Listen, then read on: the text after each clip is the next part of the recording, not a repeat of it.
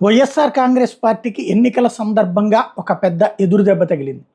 ఉద్యోగులని కన్విన్స్ చేస్తూ, ఉద్యోగులతో మీటింగులు పెడుతూ, ఆ ఉద్యోగుల్ని వైఎస్ఆర్ కాంగ్రెస్ పార్టీకి ఓటేయమని ప్రోత్సహిస్తూ వస్తున్నటువంటి ఉద్యోగ సంఘ నాయకుడు ఇప్పుడు సస్పెన్షన్‌కు గురయ్యారు.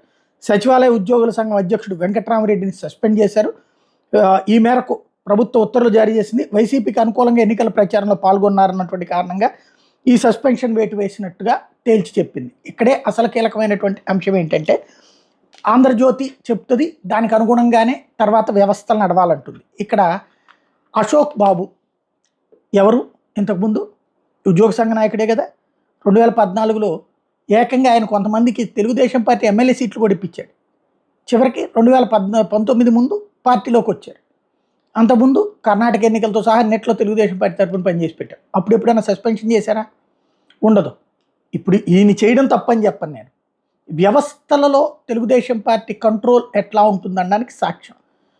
అశోక్ బాబు ఏకంగా తను సమైక్యాంధ్ర ఉద్యమాన్నే హైజాక్ చేసినటువంటి వ్యక్తి. అప్పుడు వైఎస్ఆర్ కాంగ్రెస్ పార్టీకి సమైక్యాంధ్ర ఉద్యమం చేస్తుంటే దాన్ని హైజాక్ చేయడానికి తెలుగుదేశం పార్టీ తరఫున అశోక్ బాబు పనిచేసి పెట్టారు.